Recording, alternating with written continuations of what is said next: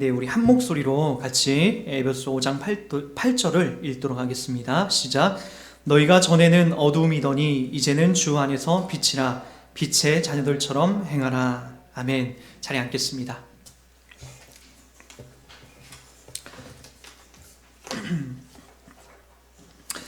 에베소를 전체를 한 줄로, 이제 한 구절로 요약하면 뭘까? 이렇게 많이 고민을 해봤는데, 이 에베소 5장 8절이 이제 한 절로 에베소 전체를 요약하면은 딱 한 절로 나올 만한 그런 내용이 되는 것 같아요. 너희가 전에는 어둠이더니 이제는 주 안에서 빛이라. 빛의 자녀들처럼 행하라. 에베소의 모든 부분들을 많이 장황히 설명해놨지만 한 줄로 요약하자면 이것과 똑같은 거죠. 여러분들은 아마도 지금 이렇게 살아가면서 제일 염려되고 걱정되고 근심되는 것이 뭔지 이렇게 여쭤보면은 아마 이 현실적인 문제일 거예요. 이 땅을 살아가면서 먹고 사는 문제, 남편과의 관계, 아내와의 관계, 내 자식과의 관계, 그리고 여러분들이 이 땅에서 경영하는 모든 일, 직장 생활, 이런 것들이 여러분들이 가장 큰 고민일 겁니다. 그러나 여러분, 이런 것들이 여러분들을 손에서 이제 점점 이렇게 놓아져야 될 때가 있죠.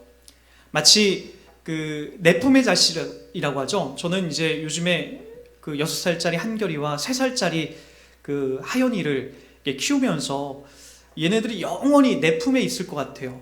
너무나 예쁘고 너무나 사랑스럽고 너무나 그냥 내 품에서만 영원히 떠나지 않을 것 같은 그런 느낌이 드는데, 여기 지금 이제 20살을 넘긴 우리 부모님들이 갖고 있는 그 상황들을 보면은 자꾸만 어떤 상황을 살게 되냐면은 엄마 아빠를 떠나려고 하죠. 고등학교 때도 친구들 좋다라고 나가지 엄마 아빠 좋다라고 집에 있는 아이들은 없어요. 친구들 만나서 친구들과 어울리는 걸 좋아하죠.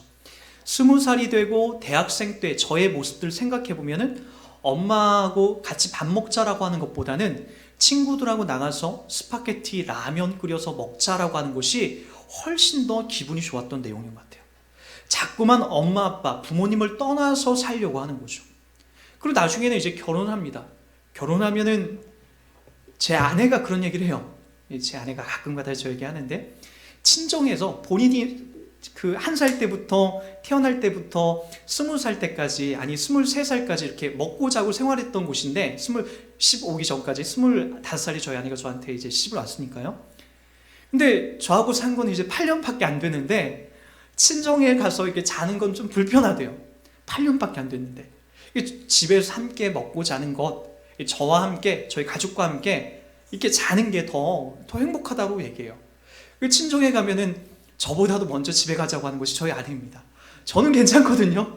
저는 저희 처갓집에 가도 즐거워요. 재밌어요. 또 이렇게 참 잘해주시니까 있기 편안하고 좋은데, 저희 아내는 뭐 그렇게 집에 중요한 게 있는지 몰라도 집으로 빨리 가자라고 그렇게 참 자주 얘기를 해요. 이게 무슨 얘기냐면요, 그러니까 내 품의 자식인 거죠. 엄마 아빠가 어려서 엄마 아빠의 교훈과 지식과 먹을 것을 먹여줄 때만 내 자식이지, 커보면은 이제는 엄마 아빠를 떠나서 바깥에서 생활하고 이제 새로운 남자와 여자를 만나서 한 가정을 꾸려내고, 그것이 이제 한 사람의 인생이 되는 거죠. 그리고 그 인생이 다 끝나서 자식도 다 떠내보내고, 그리고 이제 은퇴도 다가오고, 은퇴도 하고 내 몸에 병도 걸려보고 하면, 여러분, 그동안에 이 땅에 우리가 쥐고 살았던 모든 것이 한 줌에 한순간에 그냥 추억거리처럼, 쟤처럼 스르르 그냥 다 빠져나가는 것을 우리가 금방 느끼지 않습니까? 그 나이를 제가 살아보진 않았지만 저희 어머니가 예전부터 하셨던 노래가 있어요. 자식들이 말을 안 듣고 하는 일이 잘 안 되고 하면은 자꾸만 저쪽 뒤란에 가서, 뒤쪽 이렇게 어머니가 왔다 갔다 이렇게 생각하는 그 동네에 가서 아이고 인생이 뭔가, 아이고 인생이 뭔가, 이렇게 그냥 흥얼흥얼 노래하시던 게 있어요. 그게 저는 잊혀지지가 않아요. 인생이 뭔가, 살아온 인생이 뭔가, 그렇게 구슬프게 이렇게 노래하시는 그 곡조가 있는데, 그거를 제가 지금도 기억하고 있어요. 그러니까 저는 그 당시엔 그거 몰랐죠. 그러나 많은 분들이 이렇게 살아오고 대화하고 어른들하고 이렇게 이야기하다 보면은, 인생 그거 별거 아니더라. 내가 그렇게 아둥바둥 아둥바둥 힘써 살아봤는데 결국에는 한 줌의 재처럼 그냥 손에 쥐인 줄 알았는데 스르르 어느 순간 다 빠져나가는 게 그 인생이더라. 그런 얘기를 하세요. 그러면서 신앙생활 하시던 어른 권사님들은 항상 그 얘기를 하세요. 내가 예수를 안 믿었다면 내가 살아갈 소망이 뭘까? 내가 예수를 구세주를 믿지 않았다면 내 인생의 마지막 종착역에서 내가 의지하고 바라볼 것이 뭘까? 남편도 먼저 떠나보내고 아내도 떠나보내고 이제 나 혼자 남은 인생의 마지막 황혼에서 또 내가 20대 30대처럼 그렇게 열정적으로 살아가는 것도 나오지 않는 이 70살 80살을 살아가는 이 노년의 마지막 시기에 남는 게 아무도 없다는 것을 또 이렇게 고백해내죠.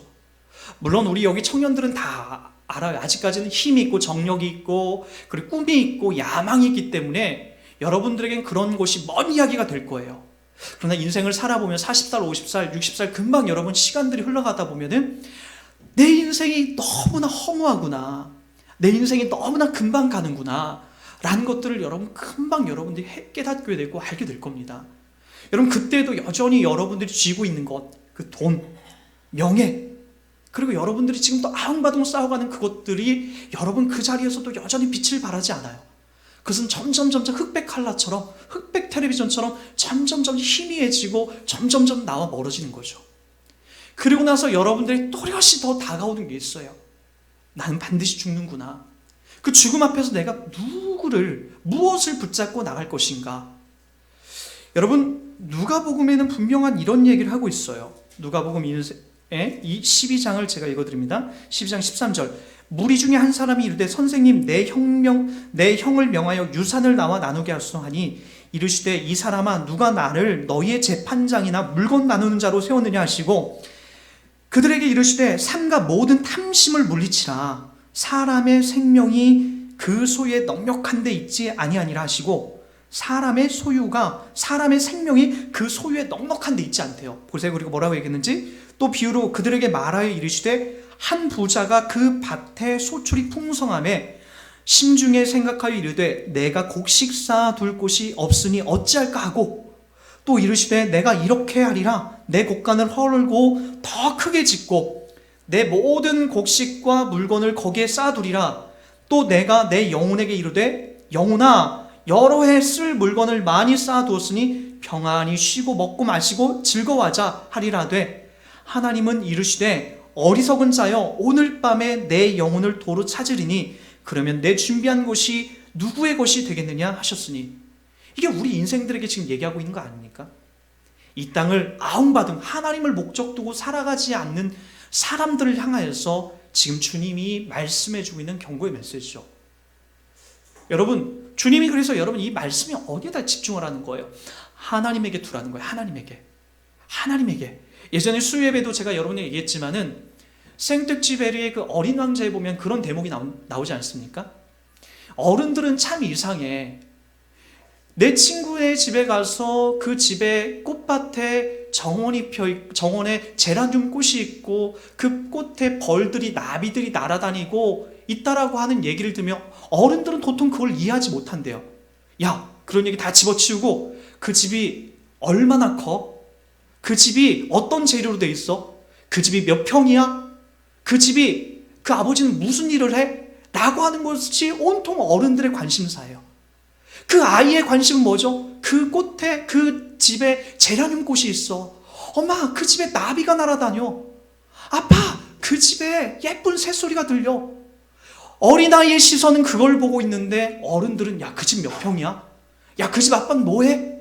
라고 하는 것이 이 어린 왕자의 어른들이 갖고 있는 이 허무한 이야기를 꼬집 듣고 있는 내용 아닙니까? 여러분 지난주에도 제가 말씀드렸지만은 여러분들 이 땅을 야망과 탐심으로 가득 여러분 채우게 되면 하나님이 여러분들에게 주신 이 현실적인 이 행복을 못 봐요. 내 자녀가 자라면서 내가 안고 포옹하는 걸 못 느껴요. 내 자녀가 얼마나 학교 생활 속에서 지금 많은 누구를 사귀고 있는지를 못 봐요. 내 아내가 얼마나 소중한지, 내 남편이 얼마나 사랑스러운지를 못 봐요. 이 땅에 있는 탐심과 야망으로 가득 찬 사람들의 특징이죠. 여러분, 우리들 가운데 이걸 놓친다는 것은 이 땅을 하나님이 보내주신 그 귀한 의미를 맛보지 못하는 거예요. 근데 여러분, 이 땅에 있는 야망과 욕심을 내려놓고 하나님이 나를 이 땅에 보내신 그 의미를 잘 헤아려다 보면은 내 옆에 있는 사람이 얼마나 사랑스럽고 가치 있는지 느끼죠. 여러분, 우리 하나님께서 허락하신 게 그거예요. 꽃밭에 가서 이 땅은 한 평에 얼마일까? 한 평에 얼마나 갈까? 그거 계산하지 말고 이 꽃밭에 난 풀들을 보고 거기를 지나다니는 벌레들을 보고 거기를 날아다니는 꽃을 보고 거기에 날아다니는 나비를 보고 그 안에서 여러분 하나님이 여러분 주신 그 즐거움을, 그 기쁨을 맛보는 것, 그걸 우리들 가운데 하나님이 허락하셨다고요. 하나님을 사랑하면 이것이 보여요. 하나님을 사랑하면 하나님을 깊이 헤아리다 보면 이것이 보인다고요. 우리들 가운데 허락한 이거를 여러분 포기하지 마세요.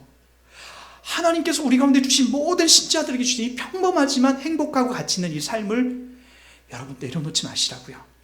여기에 집중하시고 여기에 여러분 마음을 쏟아보면 신앙생활이 참 행복하고 즐겁죠. 누군가에게 인정을 받지 못하더라도 하나님의 사랑을 받고 있다는 것, 그것 때문에 행복하고 즐겁습니다. 하나님이 그걸 지금 여러분에게 약속하고 있는 거예요.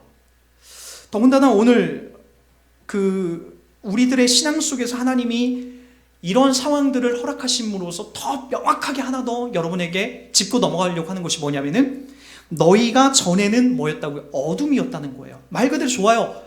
어둠이었을 때는 여러분들이 쫓아가는 그 야망을 쫓아도 괜찮아요. 세상 사람들이 놀리니까요. 탐심과 야망과 이 땅에서 높은 지위에 올라가는 것, 세상 사람들이 쫓아가는 것을 여러분 쫓아가도 되는데, 그냥 여러분들은 이제 그런 존재가 아니라고 얘기하지 않습니까? 너희가 전에는 어둠이라고 얘기해요. 과거형을 써요. 전에는 어둠이었대요. 근데 지금은 여러분들이 어둠이 아니라는 거예요. 여러분, 이것은 성경에서 우리들 가운데 너무나 깊이 있게 약속하는 거예요. 이 어둠이란 단어가 처음 나오는 그 성경 구절이 우리 창세기 1장을 한번 가보시기 바랍니다. 창세기 1장 2절에 보면 이렇게 얘기하고 있어요.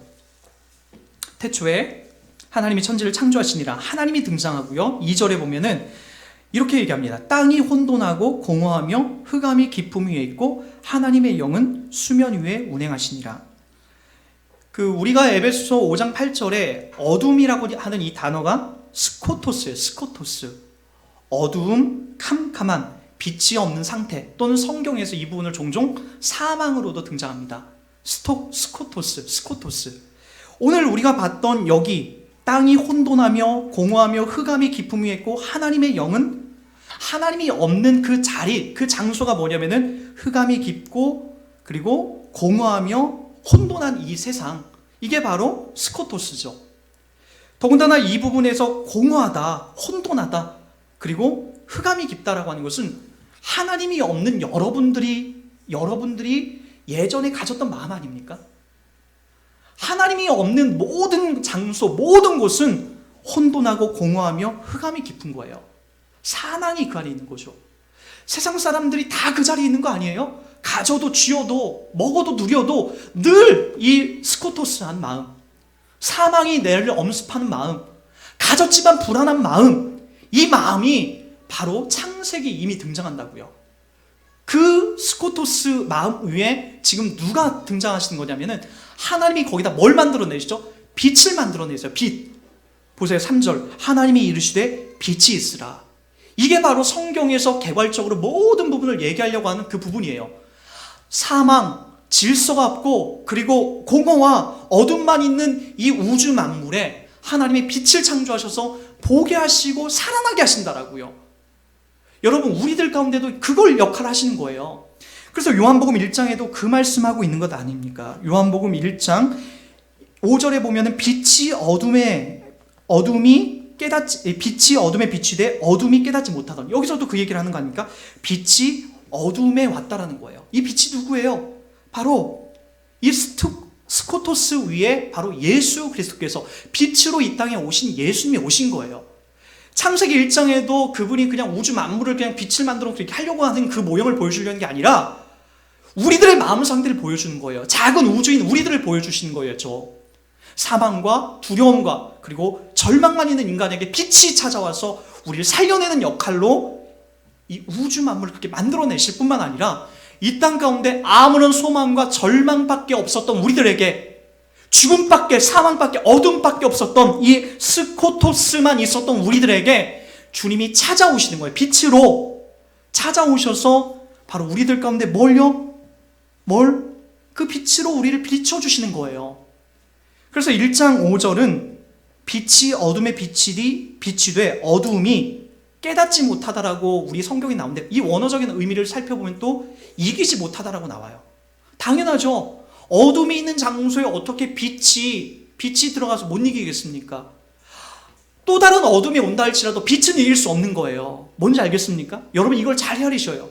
여러분들이 왜 지금 5장 8절 말씀 너희가 전엔 어둠이더니 이제는 빛이다라는 그 의미가 뭔지를 여러분 헤아리시고 가셔야 여러분 주님께서 우리 가운데 찾아온 이 복음과 이 생명을 여러분 명확하게 할 수 있다고요. 여러분 잘 헤아리십시오. 이건 너무나 중요한 부분입니다.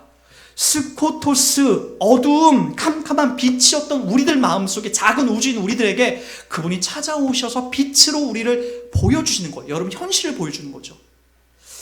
여러분 이 빛에 쏘였던 많은 사람들이 여러분 고백하고 있었던 그 삶은 다 자기 현실을 이제 보기 시작합니다.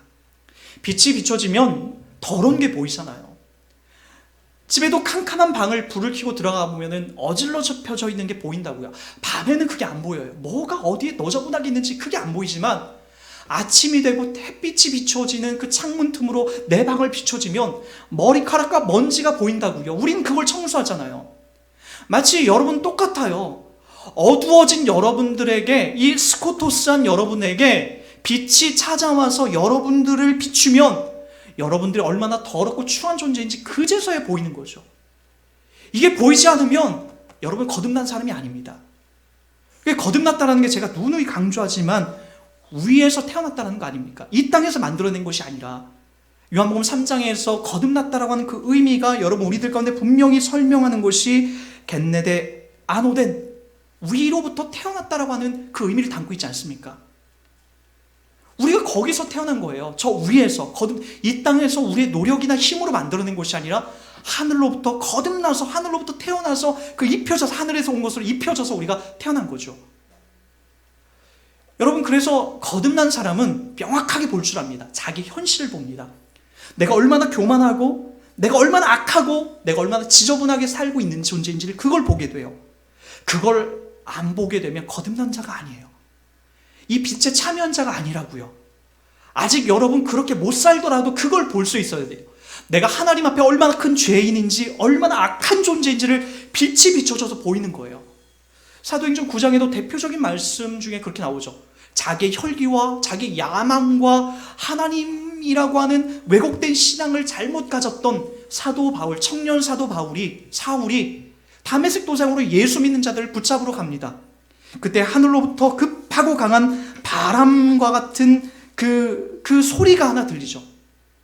무시무시한 소리가 이제 들리면서 뭐가 쏘여지냐면은 9장 3절입니다. 사울이 길을 가다가 다메섹에 가까이 이르더니 호련히 하늘로부터 빛이 그를 둘러 비추는지라. 여기도 빛이 등장해요. 왜 빛이 등장하죠? 그의 마음을 비춰주려고 하는 거죠. 네가 얼마나 악한 존재이고 잘못된 길을 가는지 비춰주려고 하는 거예요. 그 빛에 쏘여지게 되는 거죠. 사도 바울은 그 빛 앞에 그만 좌지러지고 눈이 멀어버립니다. 자기의 육신의 안목대로 살았던, 이 땅을 바라보면서 야망적인 행동으로 살았던 그 눈이 멀어지고 하나님의 새로운 빛으로 새로운 세상을 보게 되는 거죠. 사도 바울 오늘 에베소를 기록했습니다. 너희가 전에는 어둠이더니 이제는 빛의 자녀다. 빛의 자녀들처럼 행하라. 사도 바울은 그의 모든 서신서에서 이 빛이라는 단어를 참 많이 씁니다. 그래서 내가 그때 전에는 어둠이었는데 이제는 내가 빛이구나. 빛에 내가 쏘여졌구나. 거듭났구나. 새로운 자가 됐구나. 라고 하는 것을 강조하고 계속해서 이 빛이라는 단어를 끌어옵니다. 여러분 심지어는 우리 고린도 후서 4장 7절에도 이렇게 표현합니다. 제가 읽어드릴게요. 6절, 4장 6절. 어두운 데에 빛이 빛이라 말씀하셨던 그 하나님께서 예수 그리스도의 얼굴에 있는 하나님의 영광을 아는 빛을 우리 마음에 비추셨도다. 우리가 읽었던 창세기 1장 2절 말씀을 인용합니다. 누가요? 사도 바울이. 그 빛이 세상을 비추는 그냥 태양빛 정도가 아니라 어떤 걸로 끄집어 온다고요? 어두운 데 빛이 빛이라 말씀하셨던 바로 하나님의 그 빛이 누구에게 연결이 되냐면 하나님께서 예수 그리스도의 얼굴에 있는 하나님의 영광의 빛으로 똑같이 연결시켜요. 고린도후서 4장 6절은 그 빛을 바로 우리들에게 쏘여줬다라고 얘기합니다. 우리 마음에 비추셨다. 창세기 1장 2절에 비쳤던 그 빛, 그것이 바로 그냥 세상을 비추는 태양빛 정도가 아니라 하나님께서 이 세상을 구원해내시려고 하는 바로 예수 그리스도의 소망의 빛이었고, 그 소망의 빛이 오늘 우리들에게 비춰졌다라고 기꺼이 그것을 강조하고 이야기하고 있다라고요. 왜냐고요? 사도 바울도 이 빛에 쏘여졌거든요. 자기가 잘못된 신앙관과 엉뚱한 신앙의 야망을 갖고 이 땅을 살아갔는데, 그것이 아니라 예수 그리스도의 빛에 비춰보니까 자기가 얼마나 교만했고 타락했고 얼마나 악했는지, 물론 세상적인 관점으로는 이 바울은 죄악으로 이렇게 어떤 죄가 있었던 사람은 아니에요. 세상적인 관점을 봤을 때 어쩜 저렇게 사울이란 저 청년은 멀쩡하고 정말 대단하지? 그렇게 흠없고 멀쩡한 사람이었지만 빛이 비춰지니까 본인이 깨닫는 거예요. 내가 얼마나 악한 존재인지, 악한 사람인지를 아는 거예요. 여러분, 착한 게 신앙이 아니에요. 착한 게 누가 신앙이라고 합니까? 착한 사람은 타고난 성품이에요. 조금 착하게 태어났을 뿐이에요. 우리 중에 여기 병원 입구를 돌아보면은 오니온이라는 병원이 있어요. 저는 그 오니온이라는 병원을 매일 제가 아플 때마다 저희 가족들하고 함께 가는 병원이거든요. 서울대학교도 나오셨을 뿐만, 실력도 있을 뿐만 아니라 환자를 얼마나 친절하게 보는지 몰라요. 심지어는 치료가 잘 됐는지 안 됐는지, 약을 먹고 효과를 받는지 안 받는지를 저희 집으로 전화를 해서 물어보시더라고요. 그래서 그거에 그냥 녹아났어요. 근데 그분이 저는 크리스찬인 줄 알았어요. 나중에 여기 경비 주차 담당하신 아저씨하고 이렇게 얘기를 하다 보니까 그분은 얘기는 그래요. 통일교 신자 같기도 하다고, 세계일보를 본다. 추측인데. 그래서 그분이 계속해서 이게 예수 좀 믿으라고 얘기했더니, 자기는 아니라고. 그래, 이분이 주차하시는 그분이 얘기하시는 거, 이분처럼 자기는 착한 분이 없대요. 그 맞은편에 세브란스 의원이라고 신앙생활 열심히 하는 아주 그냥 와일드한 의사 선생님인데, 사람들이 거기 갔던 환자들이 다 오니온 자기 병원을 온다고 그래요. 저도 가는데요, 근데 여러분, 착한 게 신앙이 아니라고요. 여러분, 그것이 신앙이 아니에요. 착한 걸 갖고 있는 것이 신앙이 아니에요. 성경은 그것을 우리들 가운데 신앙이라고 얘기하지 않아요. 빛에 비춰진 사람, 아무리 악하고 아무리 추하더라도, 아무리 성격이 모질고 어긋났다 할지라도 그 착한 빛, 세상의 빛이 아니라 하늘의 빛이 비춰져 있는 그 사람, 그 빛에 쏘여져 있는 사람을 거듭났다라고, 그 사람을 신앙인, 바로 하나님의 구원받은 백성이라고 얘기하는 거예요. 그 사람을 바로 거듭났다고 얘기하는 거예요. 성경은 그걸 얘기합니다. 그리고 나서 여러분들 보고 그 빛에 쏘여진 사람들의 신분이 바로 하나님의 아들이 되었으니까 그 아들에 맞는 삶을 좀 살아다오라고 강조하고 이야기하고 있는 거죠.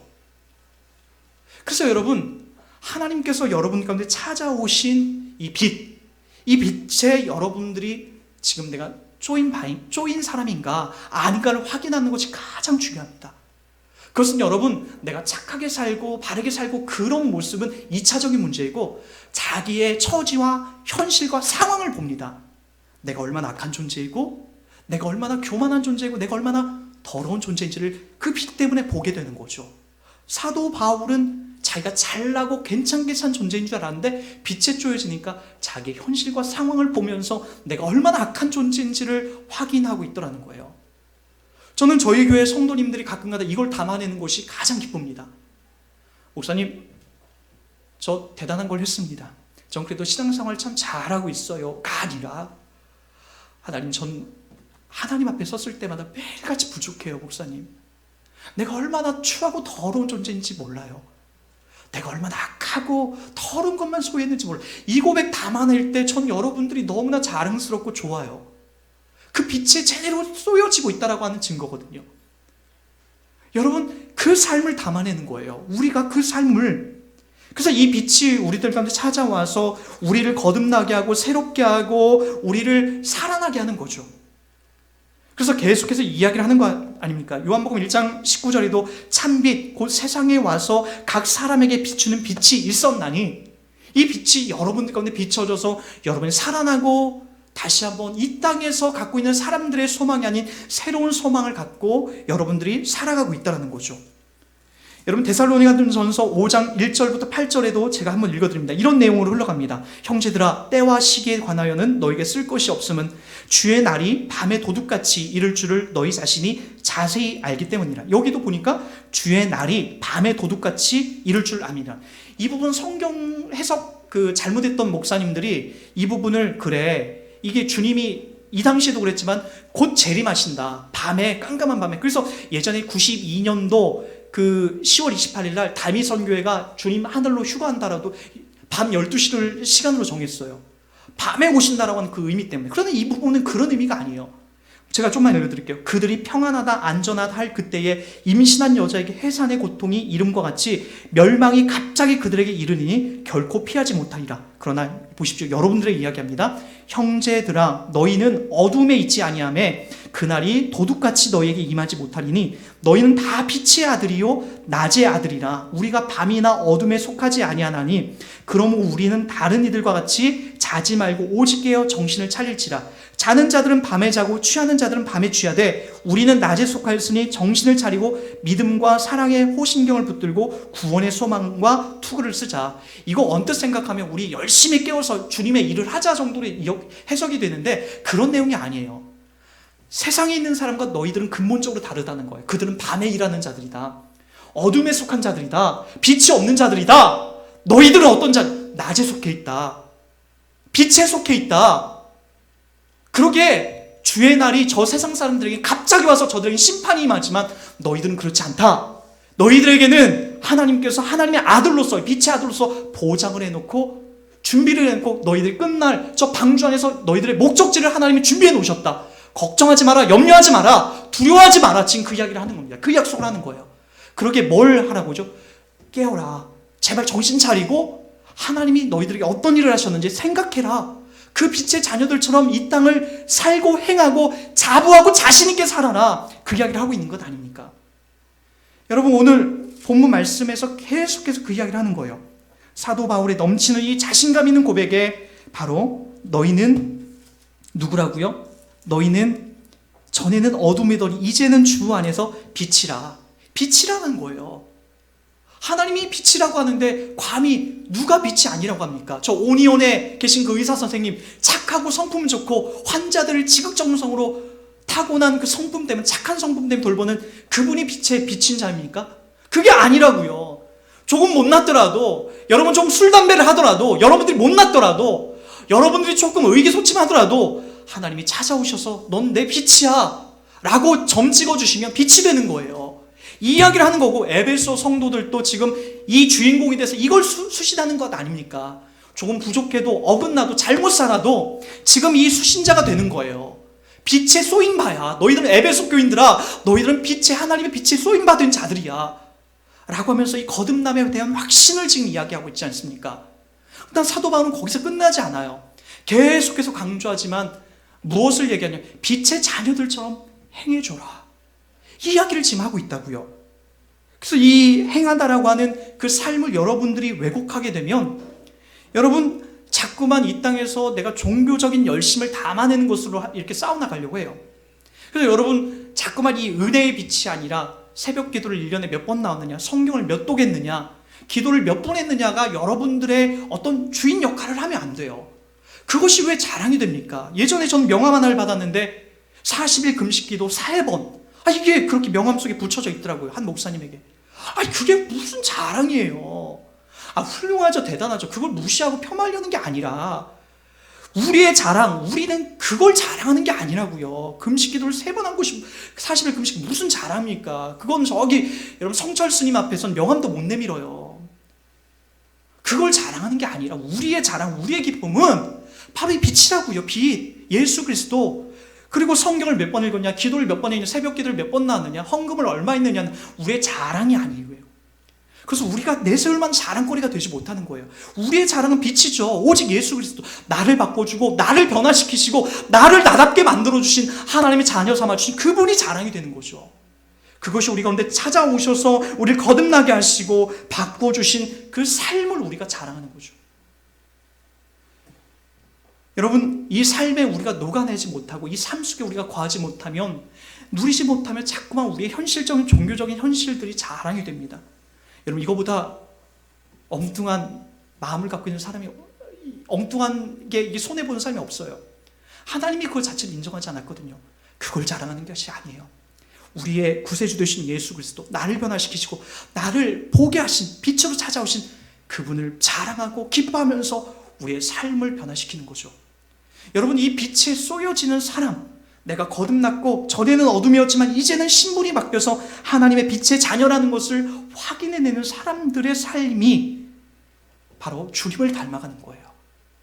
여러분, 그 베테랑이라는 영화를 보셨죠? 뭐 대부분 다 1,000만 관객이 넘어서, 저도 아내 몰래 이거 보고 아내한테 들켰다가 아내한테 쿠사리 먹었는데, 너무나 재밌다고 자꾸 우리 청년들이 얘기해서 조조로 아침에 가서 봤는데, 사실 저하고는 이렇게 좀 이렇게 어떤 이렇게 좀 감성적인 것들이 좀 없어가지고 전 좀 그게 약했는데, 무조건 재밌다고 하니까 가서 봤는데 좀 단순하더라고요. 뭐 사회 기업인이 이렇게 악덕 기업인이 사람을 괴롭히고 힘없는 자들을 막 괴롭히는 그런 일들 속에서 그 형사였던 황정민이 그 기업인과 이제 싸워서 사회 권력과 그 힘과 돈의 명예에 눌려서 그냥 그렇게 쥐긋쥐긋듯이 그렇게 행할 만도 한데, 황정민이 이런 대사를 계속해서 대뇌해요. 야, 우리가 돈이 없지 가오가 없냐? 이런 대사를 계속해서 얘기하더라고요. 요즘에는 사회 나가면은 돈 없는 사람들이 다 이거 외치고 다녀요. 야, 우리가 돈이 없지 가오가 없냐? 이 젊은 사람들이 다 그 얘기를 하더라고요. 저는 이 대사를 또 이렇게 계속 뇌리에 이렇게 새기면서 이런 마음이 계속 드는 거예요. 여러분, 우리가 돈이 없지 예수가 없습니까? 야, 우리가 돈이 없지 명예가 없지 예수가 없습니까? 우리가 좀 질병이 있지 우리가 예수가 없습니까? 성경이 얘기하고 있는 것은 다 그거예요. 우리가 하나님의 이 거룩한 자녀가 되고 빛이 되어서 이 땅을 살아가는 것을 어떤 식으로 여러분 살아가는지 보여주고 있는 거죠. 황정민이 가오를 갖고 이 땅을 싸워나가지 않습니까? 악덕 기업 그 사장, 돈과 권력과 힘이 있는 그 기업인과 싸워서 결국 이기지 않습니까? 여러분, 그런데 여러분들은 왜? 그 사람도 가오 가지고 덤벼서 이기는데 우리는 왜? 차라리 가오라도 갖고 덤비십시오, 이 세상과. 우리는 예수가 있잖아, 예수. 여러분들 가운데 찾아오셔서 신분을 바꿔주고 하나님의 자녀로 만들어준 그 예수가 우리 가운데 있잖아요. 그 힘을 가지고 이겨보는 거예요. 싸워보는 거예요. 이 땅을 한번 보란듯이 한번 이겨보는 거죠. 사도 바울이 이 빛에 참여하고 그 가오 가지고, 예수라는 가오 가지고 이 땅을 힘있게 나가지 않습니까? 감옥에 3번 가는 거? 아니, 매를 40에 한 대 감한 말을 수차례 맞은 거? 돌로 맞은 거? 배를 타고 가면서 복음 전하다가 배를 타고 난파당하는 거? 그거 두려워하지 않아요. 왠지 아시죠? 가오가 있기 때문에 그래요. 예수가 있기 때문에 그래요. 그걸 무서워하지 않는다고요. 우리 신자는 그런 삶을 사는 거예요. 가오 가지고 사는 거예요. 예수 가지고 사는 거예요. 근데 여러분, 여전히 저 세상이 무시무시하게 여러분들 가운데를 엄습하기에 무섭고 두렵죠. 여러분, 거기에 좌절하지 말자고요. 저도 목사로서, 개척교회 목사로서 여러분, 이 가오 가지고 살려고 해요. 예수라는 이 가오, 이거 가지고 물고 늘어지고 나가려고 합니다. 누가 편한 길로 가자고 해도 저는 이 길 앞에서 싸우려고 합니다. 여러분도 한번 이 싸움 해주세요. 성경이 약속된 가장 복된 길인데, 여러분 주변에, 여러분 옆에 하나님이 만들어 놓으신 수많은 복을 보게 하는 길인데, 왜 여러분들 세상 사람들 자꾸만 추구하고 따라가는 그 길을 가려고 하냐고요. 그게 아니라 예수라는 가오, 우리가 돈이 없고 우리가 명예가 없고 우리가 질병이 있지만 예수라는 그 가오를 갖고 이 땅을 한번 살아가 보자고요. 그럴 때 여러분들 속에서 하나님이 주시는 이 기쁨, 향내나는 꽃을 여러분 보게 될 거예요. 이 땅에 화려한 빛이 나를 비추지 않더라도 예수라는 빛이 나를 비추게 되면 여러분, 이 땅에서 행복하게 살 수 있어요. 진짜예요. 많은 믿음의 선배들이 다 그렇게 살아가지 않습니까? 예수를 잘 믿는 사람은 돈을 얻으려고 살아가는 것이 아니라 오히려 돈을 세상에 버려버리죠. 그리고 예수를 기꺼이 나의 구세주를 믿고 살아가는 그 가오를 가지고 다른 사람과 행복하게 살아가는 것, 우리 믿음의 선배들 중에 참 많이 보지 않습니까? 오늘 여러분하고 함께 찬송을 하나 좀 하려고 제가 준비해 온 게 있어요. 빛이 없어도 환하게 다가오시는 주 예수 나의 당신이여. 음성이 없어도 똑똑히 들려주시는 주 예수 나의 당신이여. 당신이 계심으로 나는 있고 당신의 노래가 머물므로 나는 부를 수 있어요. 세상의 소프트라이트, 세상이 나를 관심 가져주지 않는다 할지라도 내게 환하게 다가오시는 주 예수 당신, 그분의 빛이, 그리고 그분의 음성이 나를 살아나게 하시고 살려내는 겁니다. 여러분 걱정하지 마시고요, 두려워하지 마시고 예수 안에 이 가오를 가지고 이 땅을 살아가십시오. 신자는 그걸 가지고 살아가는 겁니다. 우리 함께 이 찬송 고백하면서 저희 그렇게 하겠습니다. 우리 다시 한번 나가겠습니다.